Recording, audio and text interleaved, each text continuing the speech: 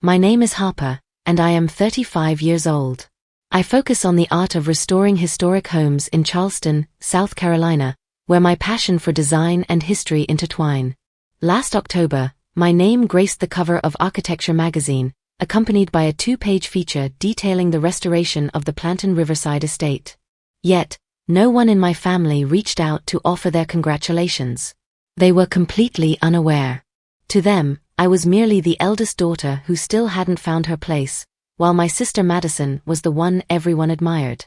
I once believed that things would shift when I became pregnant.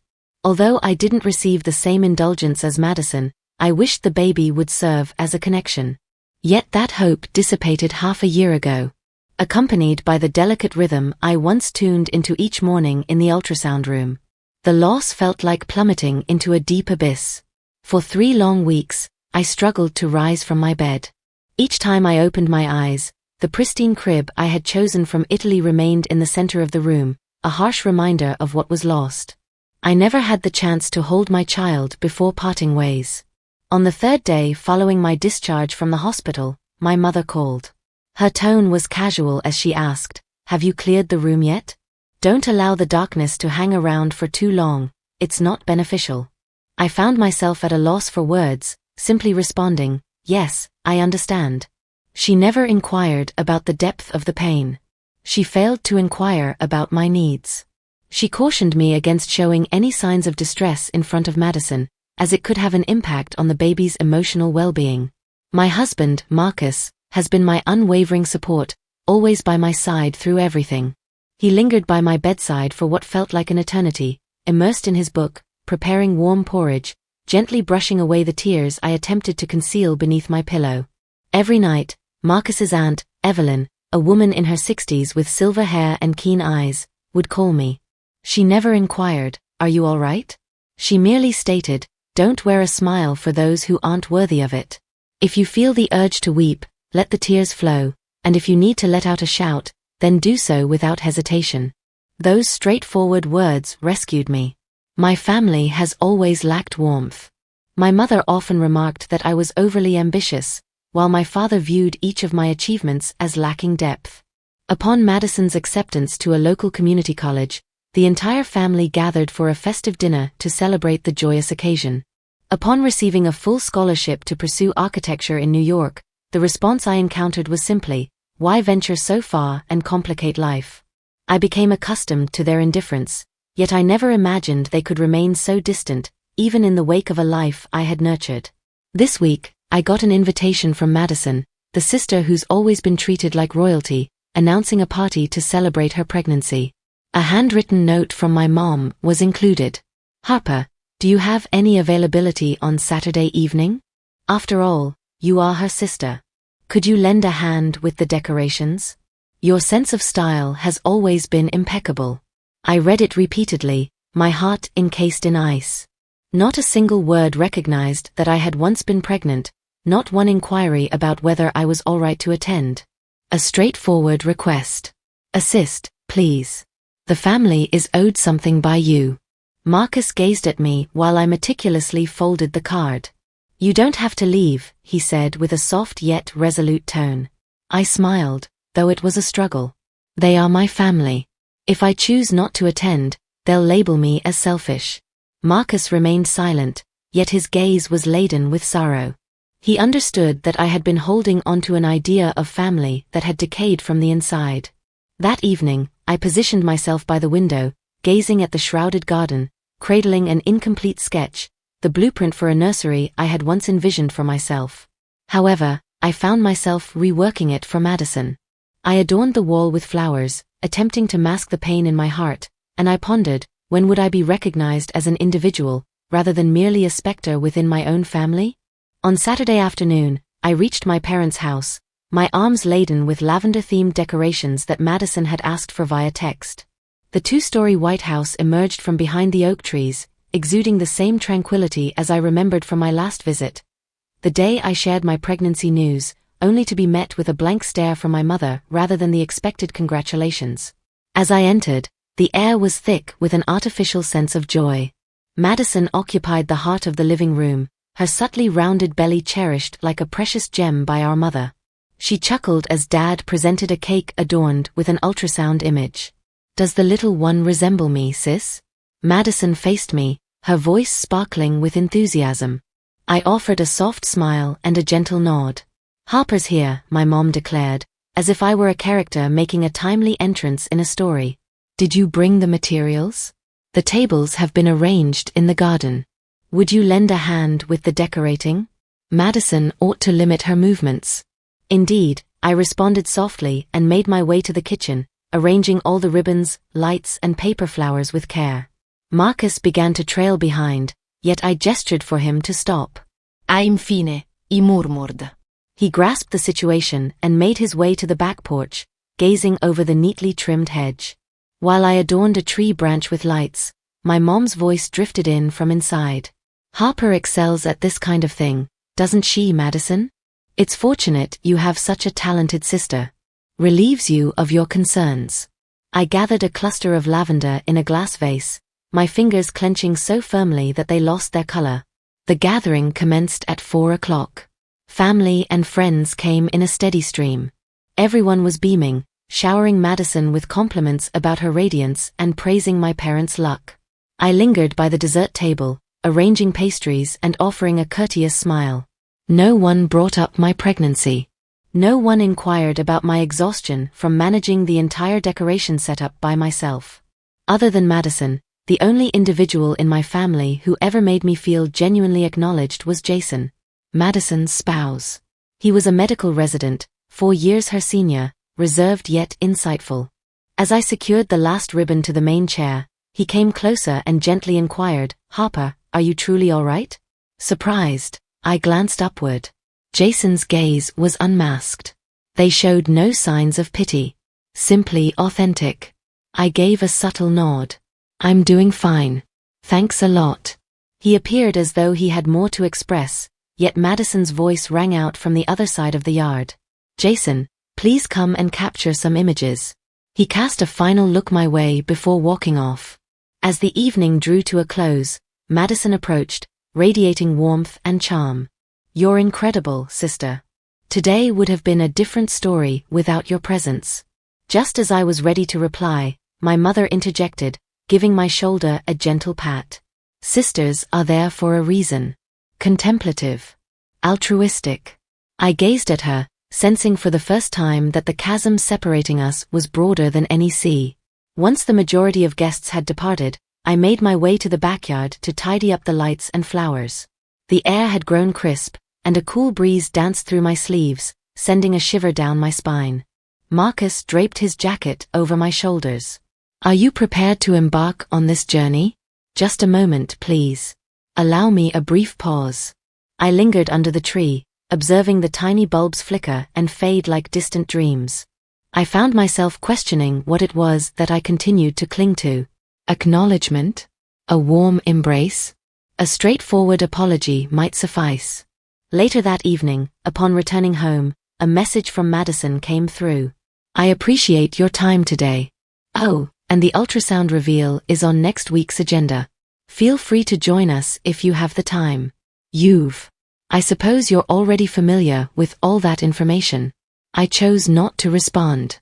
I switched off my phone and settled into the darkness, overwhelmed by questions that remain forever unanswered. Why is it that all the blame seems to land on my shoulders? Why does my pain seem unworthy of attention? The future remains uncertain to me. Yet that evening, for the first time, I pondered, if familial bonds can break you, perhaps it's time I discover who I truly am. Not intended for them. For my own purposes. The gender reveal party took place on a pleasant Sunday afternoon at a charming countryside villa just outside Mount Pleasant. The residence featured a spacious porch and a backyard that extended towards the fringes of a pine forest. Madison desired a warm, personal atmosphere that exuded sophistication. Naturally, my mother concluded that Harper was the ideal individual to realize that vision. I nearly turned it down. Yet, Marcus urged me to take that final plunge. To conclude this segment, with all obligations of affection and responsibility fulfilled, I got there ahead of everyone else to complete the setup. Pastel pink and blue balloons swayed gently beneath the porch, while a grand table, elegantly draped in white linen, commanded attention at the center of the yard, adorned with a sealed box resting atop it. The one Madison claimed would unveil the baby's gender in the most unexpected manner. Approximately 3 guests started to make their entrance. Relatives, Madison's companions, my father's associates, and even a few unfamiliar faces. All engaged in lively conversation. I ensured I didn't stay too long in one place, worried that someone might glimpse a hint of my true feelings. Marcus and Aunt Evelyn were present as well, but Evelyn's unease was palpable upon seeing my mother. Madison emerged from the front door, adorned in a delicate white lace maternity dress, her hand intertwined with Jason's. She grasped a microphone in the other hand. "Thank you all for being here," Madison radiated. "Today marks a truly significant occasion for our family. This moment is significant not only for revealing the baby's gender, but also for honoring those who have consistently supported us throughout our journey." I was setting down more glasses of juice on the table when her voice echoed more powerfully through the microphone.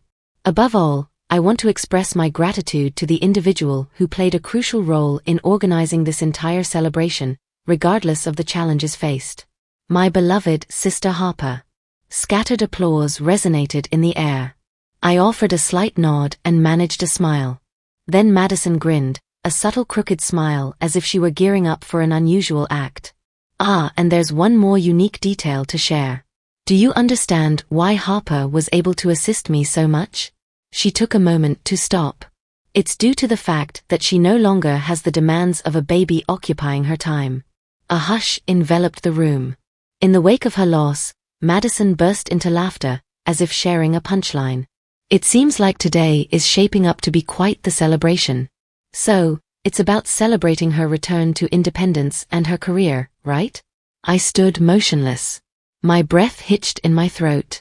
Marcus sprang to his feet, yet I raised a hand to hold him. Onlookers scanned their surroundings, bewildered. Some emitted uncomfortable chuckles, while others averted their gaze.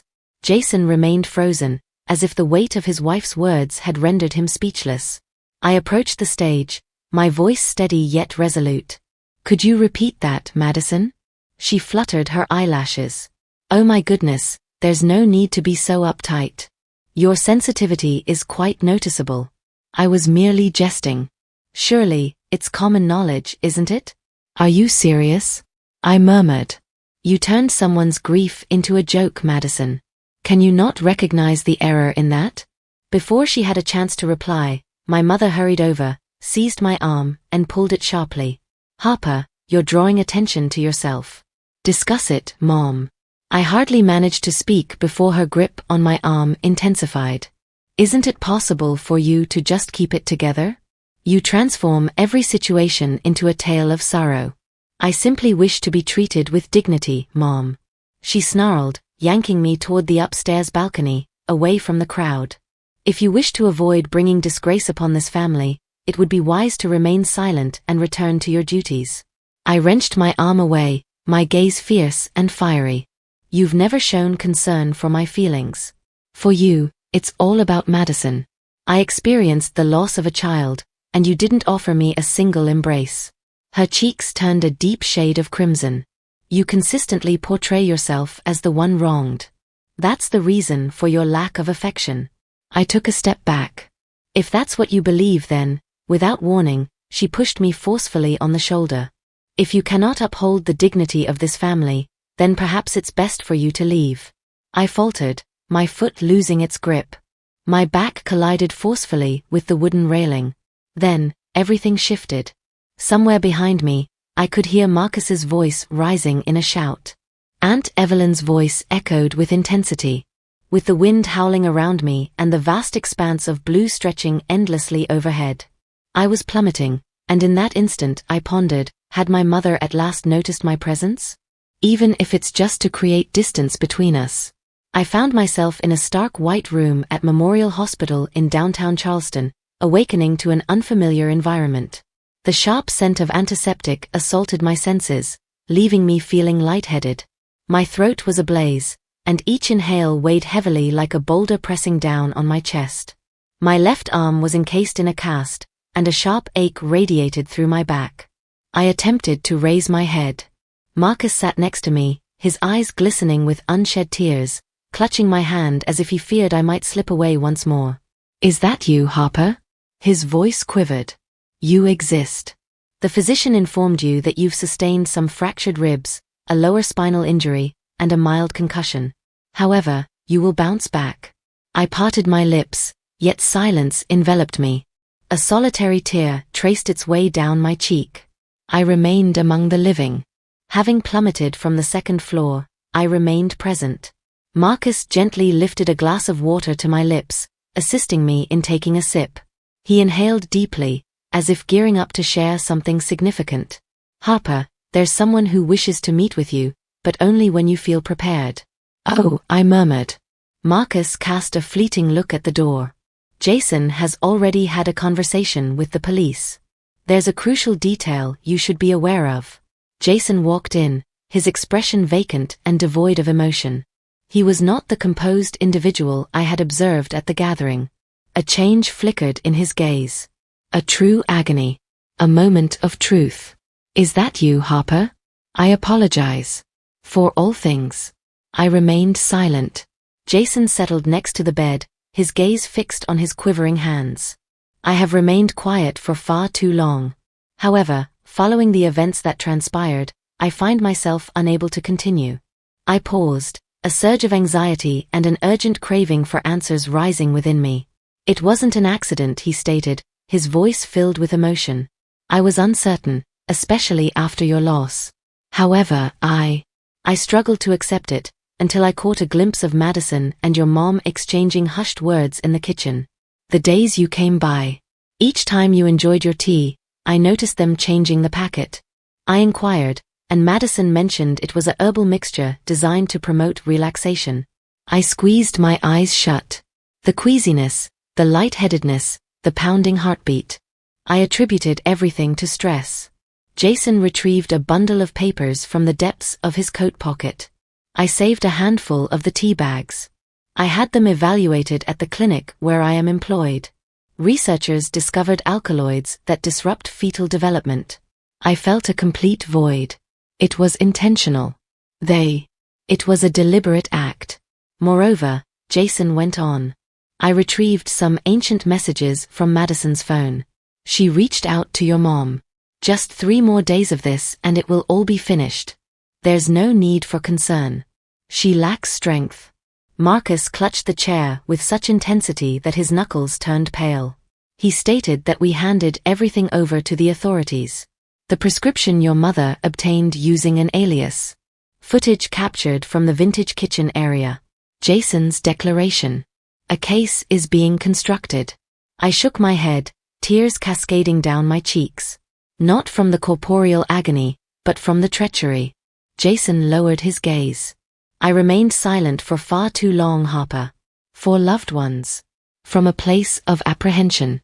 However, I can no longer allow you to bear this burden by yourself." I glanced at him and offered a subtle nod. Though my heart lay shattered, a single truth emerged. The reality had finally been revealed. Shortly thereafter, a woman dressed in professional attire made her way into the room. Her hair was short and curly. Gaze keen yet gentle. "Harper, I am Clarissa Monroe. I will be your representative in this matter." I nodded with deliberation. Beside me, Marcus tightened his grip on my hand and softly murmured, "From this moment forward, we will ensure that no one can harm you again." I glanced at him, a quiet sense of gratitude swelling within me. For even if the ties of blood could send me tumbling over the edge, it was an unfamiliar hand that grasped mine and drew me back to safety. This time, I would hold on tight. 2 days later, I found myself in a private hospital room, the window framing a view of a quaint little park. Golden autumn rays filtered through delicate white curtains, creating gentle patterns on the tiled floor. The atmosphere enveloping me was serene. Yet the tempest within remained unresolved. Clarissa Monroe, the attorney, re-entered the room, carrying a pile of files. She settled next to my bed and unveiled them with a serene demeanor, yet I could perceive the deliberate gravity in her gaze. "Harper," she started, "I have something important to convey to you." It may be hard to accept, but I feel it's important for you to be informed. I acknowledged, preparing myself. The authorities have gathered initial accounts from your mother, from the medical team, and from several other family members. Some things may seem far-fetched, yet a significant amount of evidence supports Jason's account. I grasped the blanket more firmly. Share your thoughts. I can handle it. Clarissa let out a breath, her voice becoming softer.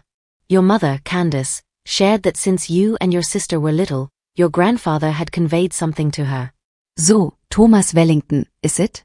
A ritual she referred to as a family tradition. The first grandchild born in the next generation must bear the Wellington name to inherit the farmland trust, which is valued at nearly $1 million. My eyes grey wide. Excuse me? Your grandfather left this world 5 years ago. However, he included an addendum to his will, intended to be revealed only upon the birth of his first great-grandchild. The stipulation was unmistakable. Inheritance would be awarded solely to those children bearing the Wellington surname and raised by a family member sharing that name. I became motionless. Clarissa pressed on. Madison adopted the surname Foster upon her marriage to Jason. However, Candace was adamant that Madison's child would need to have the name legally changed to meet the requirements. Moreover, she was convinced that Madison, the worthy daughter, ought to be the one to welcome the first child. If you were the one to give birth first, it would lead to a series of complications. I whispered. Thus, Clarissa gave a subtle nod. They preferred that you not take on the role of a mother initially. They dreaded the thought of forfeiting the legacy. For them, your child was merely a hindrance. My throat constricted. I once thought that regardless of whether my mother loved me as she did Madison, she remained my mother. But now I understand that I was merely an obstacle to their scheme. They opted to extinguish a life to safeguard their interests. There's more, Clarissa said softly, setting a stack of printed messages down on the table. These dialogues were retrieved from Madison's device. Certain ones can be quite challenging to decipher. I gazed at the text before me. What does Harper possess? Her name isn't even mentioned in the will. Her child wouldn't belong to the Wellington lineage, either. That child was never meant to be. Yet another line. Rest easy, Mom. I changed the tea. Just 3 more days and it will all be complete. Then Harper will find herself with nothing but a hollow stomach and a sense of sorrow. I inhaled sharply, my heart racing. Clarissa rested her hand gently on my shoulder. Harper, their actions went beyond mere cruelty. They twisted both legal principles and ethical standards to achieve their desires. However, we possess evidence. This time, there will be no escape for them. For an extended period, I remained silent before finally letting out a whisper. Is he aware of the inheritance? No, Clarissa responded. He remained utterly unaware of the situation. However, upon discovering the truth, he was utterly heartbroken. He is collaborating with his attorney to initiate divorce proceedings. I shut my eyes, attempting to stifle the warmth of new tears. Madison. My sibling. The girl who once occupied my childhood bedroom, sharing whispered tales beneath the covers. The person who once referred to me as the greatest sister ever. Now, she was the one who brought me down. Clarissa rose to her feet. I will come back shortly with the investigator and the civil complaint paperwork. It's essential to take a break. Just as she was about to leave, Marcus entered the room. He settled next to me and offered a glass of orange juice. I gazed at him, my eyes filled with emotion. I once believed I was merely the afterthought in my family. At this moment, I have come to understand. I've always felt a profound absence of family. Marcus grasped my hand, firm and unwavering. You shall. Not by lineage. Yet, from those who decide to cherish you, safeguard you, and hold on to you forever. I gave a subtle note. And in that moment, amidst the scars still mending, I was aware. I shall rise once more. In the depths of winter, the trial commenced at Charleston County Court. The courtroom, adorned with lofty wooden ceilings and stark fluorescent lights, failed to dispel the icy grip within my chest whenever I cast my gaze in their direction. My mother, my father, and Madison, positioned across from me at the defense table. the individuals I previously referred to as family. I took my seat next to attorney Clarissa and Marcus. Behind me stood Aunt Evelyn along with a handful of encouraging colleagues. Jason lingered in solitude at the rear, deep in thought and contemplation. He submitted the divorce papers merely a week after uncovering the entire truth. All the evidence was meticulously presented by the prosecutor. Audio recordings, text messages, prescription receipts, clinic statements, and surveillance footage from the previous residence. Every fragment pierced my heart like a sharp edge. Not due to the pain it caused, but because I had to confront the reality I once fought so fiercely to reject. Initially, Madison refuted all allegations. She asserted that she was merely adhering to Mom's guidance, that she was unaware the tea posed any danger, and that it was simply a miscommunication between siblings. However, as the prosecutor recited the message, there was a sense of reassurance. Just 3 more days and she would be free, though her strength was waning. Madison crumbled, fell to the ground, and remained silent forevermore. My mother, Candace, clung to her dignity until the very last moment. She addressed the judge directly. We acted in the best interest of the family, honoring our traditions. Harper never really belonged to this lineage. My father, Franklin, chose to stay quiet. When asked, all he could say was, "I was simply following my wife's wishes." As I stepped forward to share my truth, an expectant hush enveloped the room. I recounted every detail, from beginning to end, without interruption or exaggeration. I met their gazes and declared, "I don't require your sympathy. Justice is wat I seek." The child I lost deserves recognition as an integral part of the truth. After 3 weeks, the verdict was finally revealed. Madison received a 4-year prison sentence for deliberately causing harm to a pregnant woman and for conspiring to obstruct reproductive health. My parents were each sentenced to 5 years for conspiracy, familial abuse, and hiding a criminal act. Their grand estate in Ashmont was locked down for a thorough asset inquiry. The Wellington Land Trust, the very entity they endeavored to safeguard at all costs, was subjected to temporary state oversight, as no legal heir existed who fulfilled the original stipulations. In March, Madison welcomed a healthy baby boy named Elijah while in prison. The child was placed under state protection and was temporarily cared for by a meticulously vetted foster family. One afternoon in April, Jason came to see me, as the gentle early spring breeze began to warm the air. He grasped a file tightly, his gaze serious yet determined. "I have been awarded custody of Elijah, and I have changed his last name to Foster. I understand that this won't fix everything, but at least the boy won't bear the burden of another's guilt." I gazed at him, feeling a constriction in my chest. I wish for Ilyush to be nurtured in an environment filled with love and compassion. What about Jason? "Your decision was commendable. I once believed I was merely an observer," he murmured. "Yet, the reality is, you were the sole observer who perceived everything with clarity, right from the start." Before departing, he glanced back. "Should the day come when Elijah seeks to learn about the individual who championed justice, I will share your story, not as one who suffered, but as the most resilient person I have ever encountered." I lingered on my porch, observing as Jason and the slumbering child in the stroller gradually disappeared from view. There was a time when I had lost it all, shattered into fragments. Yet at this moment, I was aware. Justice transcends mere verdicts. It is at that moment when reality is unveiled, and those who have suffered are finally recognized for who they truly are. Endura. A person deserving of affection. A person who stands tall and proud. The summer following the last court hearing, with the name Wellington no longer lingering in my every dream. Marcus and I relocated to a quaint coastal town named Beaufort. Our new abode rested mere moments from the sea, adorned with tidy lines of lavender in the garden, crafted by Marcus himself, and a studio bathed in sunlight. After months of neglect, I gradually started to pick up my sketching once more. My spine was on the mend, yet the discomfort still flared up with the changing weather. A gentle reminder that certain scars remain, and you simply adapt to their presence. Yet, oddly enough, I found myself unafraid of that pain any longer. It had woven itself into my being, a stunning mark of resilience, a testament to my survival. I chose not to contact my mother, father, or Madison once more. There were no calls, no handwritten letters, and not a single apology from any of them. And I found myself free from that need. The stillness that enveloped us, both chilling and freeing, marked the concluding punctuation I required to embark on a fresh narrative. On a crisp autumn afternoon, Aunt Evelyn arrived for a visit, accompanied by a youthful companion. The name of the girl was Lily. A decade old with flowing brown locks, eyes of a grey-blue hue, and a look that held an entire expanse of solitude.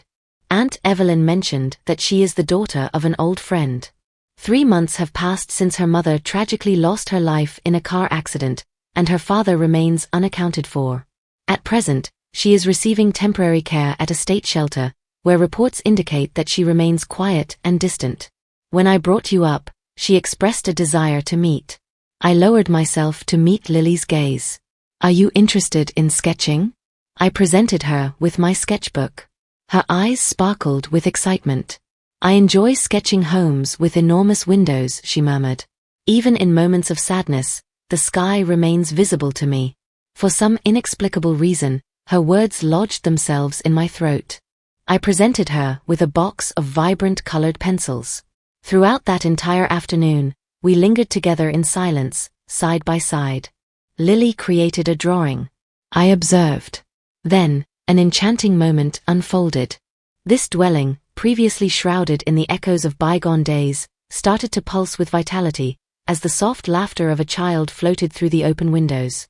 That evening, while Marcus and I were tidying up after dinner, he turned to me and inquired, "What would you think if we made an effort to welcome Lily into our lives?" I froze, not out of shock, but because my heart tightened unexpectedly. In the most heartfelt manner. "Do you really think so?" I inquired. "Are you?" Marcus replied, grasping my hand. "Since you picked up the pencil once more, and since Lily walked through that door, I felt a sense of readiness envelop us.